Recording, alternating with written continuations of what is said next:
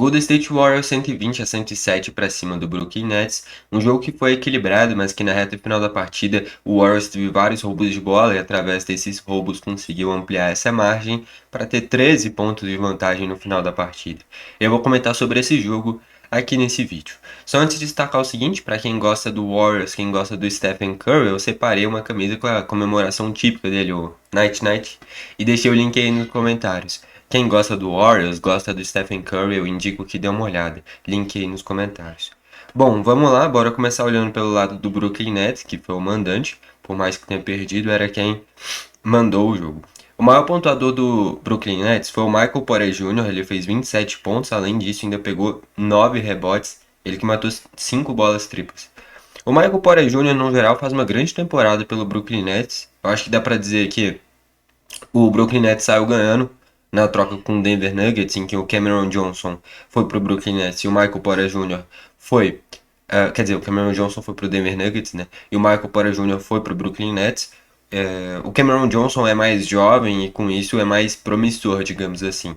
Mas o Michael Porter Jr. é um cara mais pronto, então ele não sentiu a pressão de se tornar a grande referência desse time do Brooklyn Nets. A expectativa era que fosse Cameron Thomas e Michael Porter Jr., os caras que comandassem o Brooklyn nessa temporada. Só que o Cameron Thomas ficou muito tempo parado, tá voltando de lesão por agora. Acho que esse é só o segundo jogo, segundo ou terceiro jogo que ele volta depois de retornar de lesão. Então ainda tá voltando a pegar o ritmo de jogo. E quem comandou sempre o Brooklyn Nets na temporada inteira foi o Michael Porter Jr. Quase todo jogo passa dos 20 pontos, mata umas 3, 4 bolas triplas por jogo. De fato, o Michael Porter Jr. faz uma grande temporada, sem dúvidas. É o maior destaque desse time do Brooklyn Nets na temporada. E foi o maior pontuador dentro do jogo. O maior reboteiro também, empatado com o Claxton, os dois com 9, né? Daqui a pouco eu chego na atuação do Claxton. Depois do Michael Porter Jr. foi o Demi. O Demi fez 23 pontos, com 7 de 17 nos arremessos, sendo 7 de 14 nas bolas triplas. Ou seja, todos os arremessos de quadra que ele acertou foi através de bola tripla. Ele fez 21 pontos através de bola tripla e outros 2 através de lance livre. Enfim, é um cara que tem uma boa bola tripla, é um novato nessa temporada do Brooklyn Nets, ele que é russo, e no geral fez um bom jogo. Na reta final ele teve alguns desarmes sofridos, né, e acabou prejudicando a reta final do Brooklyn. Tanto é que aqui, ó, ele teve 3 turnovers, e alguns deles nessa reta final do jogo, onde estava equilibrado e o Brooklyn Nets emendou 2, 3 turnovers seguidos que o Warriors transformou em pontos. Não foi um jogo para uma margem de 13 pontos como foi o que terminou a partida. Tanto é que eu acho que essa foi, tipo, depois do primeiro, segundo, quarto, essa foi a maior margem do jogo, sem dúvidas. No início, sim, o próprio Brooklyn Nets mesmo já tinha aberto 10 pontos muito rápido. E aí o Warriors conseguiu retomar isso de forma quase que imediata e equilibrar o jogo de novo.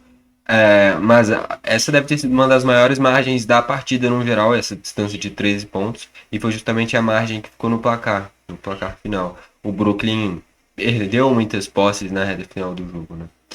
Enfim, mas o Demin é bom jogador, é novo ainda, é um cara bem promissor para o Brooklyn Nets. Depois foi o Claxton fez 15 pontos além de 9 rebotes, ele teve 7 de 9 nos arremessos, é um aproveitamento bom. Só que assim, cara, eu não gosto da personalidade desse cara. Parece ser muito folgado, cara. Ele se acha demais. Ele é bom. Só que, pô, ele é bom pro Brooklyn Nets. Não é que ele é um craque, gênio do basquete. Mas ele é muito marrento, cara. Muito folgado, né? Tudo bem, minha opinião não vale de nada. Não vai mudar nada em relação a isso. Mas ele é bom jogador, só que ele acha que é melhor do que ele realmente é. Bom, essa é a minha percepção, pelo menos. Enfim. É, se vocês virem eu fazendo isso com o nariz é porque eu tô meio gripado. Enfim, já faz alguns dias. Depois foi o Noah Clooney, ele fez 11 pontos e 5 rebotes. Só que ele jogou só basicamente 25 minutos. Não foi um dos melhores jogos dele na temporada. Ele que já fez alguns jogos bem bons, né? Em seguida o Terrence Mann também fez apenas 4 pontos. Ele teve 0 de 3 nos arremessos. Um jogo bem ruim do Terrence Mann. Ele que é uma certa dose de experiência, traz uma certa dose de experiência para esse time, né? Já é um cara bem rodado, jogou por vários times. Jogou na Atlanta Hawks, por exemplo. Enfim. De destaque dos bancários, Cameron Thomas, que nem eu falei, tá voltando de lesão. Em 18 minutos ele fez 13 pontos. com 5 de 12 nos arremessos.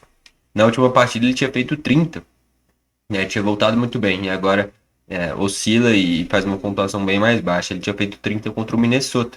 Esse time do Brooklyn Nets é um time com 10 vitórias e 20 derrotas. Já faz uma ou outra temporada que vem sendo isso, um time que não pega nem play-in direito. Nesse momento está na 13ª colocação. E o décimo é o Atlanta Hawks com 15 vitórias. O Brooklyn tem 10, dificilmente alcance. Não é nem porque o Atlanta Hawks está voando, muito pelo contrário, vive uma fase ruim na temporada. Mas o Brooklyn Nets não passa essa confiança de que vai vencer jogos em sequência. Pode até ter emendado isso recentemente, mas não é um time que você olha e fala, é um time que dá para confiar. É um time que está se reestruturando. Enfim. E o Cameron Thomas tinha feito uma baita pontuação na vitória do Brooklyn contra o Minnesota, cara. Então não é para se menosprezar também essa vitória do Warriors. Eu sei que o Brooklyn Nets hoje em dia não é nada demais. Mas a última rodada o Brooklyn Nets ganhou do Minnesota Timberwolves, que não é qualquer time o Minnesota. Então o Warriors tem mérito de vencer desse time. Enfim. Aí o Traoré, 9 pontos. O Dayron Sharp, 3 pontos e 5 rebotes. O Powell, 2 pontos. E o Danny Wolf, ele foi mal, ficou zerado. 0 de 2 nos arremessos. Enfim. De destaques aqui tem o Jalen Wilson, na última temporada chegou a ser importante, né? Tem o Zaire Williams, também, que já chegou a ser importante. O Tyrese Martin, que é irmão do Caleb Martin, também tem uma bola tripla muito boa e foi desfoque. O Ryan Smith também, ex-Miami, né? Quatro caras que agregariam nessa rotação e que não estavam à disposição. E aí a gente olha agora do lado do Warriors. O principal pontuador, Stephen Curry. Fez 27 pontos, além de 5 assistências, e ele matou 5 bolas triplas. Não foi um jogo incrível, como tinha sido aquele contra o Portland. Agora eu não tô me lembrando do adversário, mas na última rodada em que ele fez 39 pontos e o Warriors perdeu. Mas nesse jogo daqui ele fez 27, não é algo incrível, ele jogou 28 minutos, também não forçou muito a minutagem dele. Mas foi bem, né? Foi bem, o cestinha do Warriors é uma boa atuação. Enfim, o Curry não foi brilhante, como a gente já viu ele ser em várias vezes, mas mesmo assim foi o principal e disparado melhor jogador do Warriors, mesmo com uma minutagem reduzida. Depois foi o Jimmy Butler, 21 pontos além de 5 rebotes e 4 assistências. Só que ele teve 5 de 9 nos arremessos e 11 de 12 nas bolas triplas. Mais da metade dos pontos dele, bolas triplas não, lance livre, né? Mais da metade dos pontos do Jimmy Butler era através de lance livre. Enfim. E aí o restante dos titulares, o Draymond Green 7 pontos e 5 rebotes, com 1 de 3 nos arremessos, arremessou pouco. O Moses Moody 4 pontos e o Quentin Post jogou 4 minutos e fez 3 pontos. O único arremesso dele foi uma bola tripla e depois não voltou mais para a quadra. Enfim. Aí dos bancários, teve muitos destaques. Um dos principais motivos para o Warriors ter vencido foi os bancários. Então, só os bancários fizeram 58 pontos, enquanto do lado do Brooklyn Nets, os bancários fizeram 27. É mais do que o dobro, né? Então os bancários do Warriors foram fundamentais.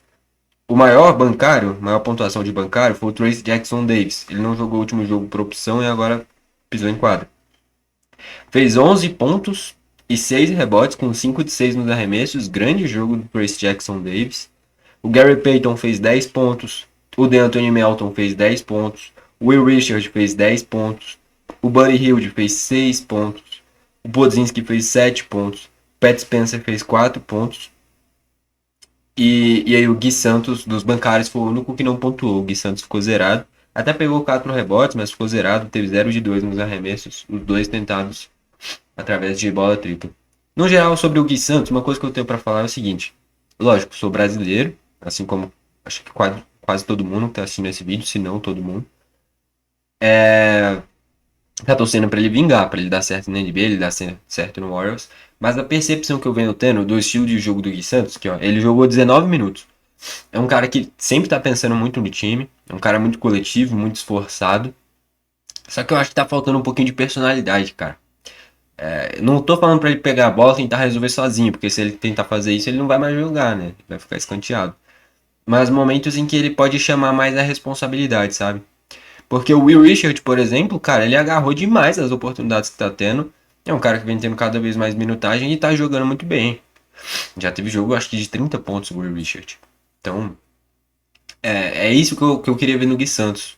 um pouquinho mais dessa personalidade. E que nem eu falei, não é pegar a bola e tentar resolver sozinho. Mas quando você vê a brecha para você conseguir se destacar, aproveitar. Eu acho que é importante você pensar no time, lógico, isso tem que ser o ponto crucial. Mas, por exemplo, se o Curry só pensasse no time e não arremessasse, ele não ia virar um dos maiores jogadores da história. Então, para ele se destacar, querendo ou não, a individualidade dele tem que aparecer também. E aí, que nem eu falei, eu usei o exemplo do Will Richard, é um cara que consegue se destacar dessa forma e tá fazendo uma baita temporada, o Will Richard, por exemplo. O Gui é muito esforçado, ajuda bastante, mas eu acho que tá faltando um pouquinho de personalidade.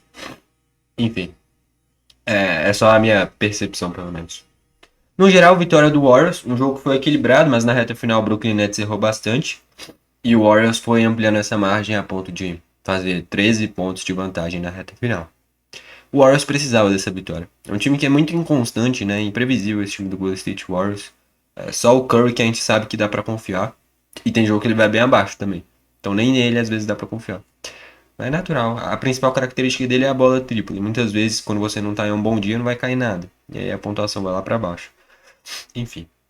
É um Warriors ainda muito inconstante, né? Mas venceu. É o que interessa. Bora ver onde vai terminar a temporada. E o Brooklyn Nets está em reconstrução. Não tem o que esperar.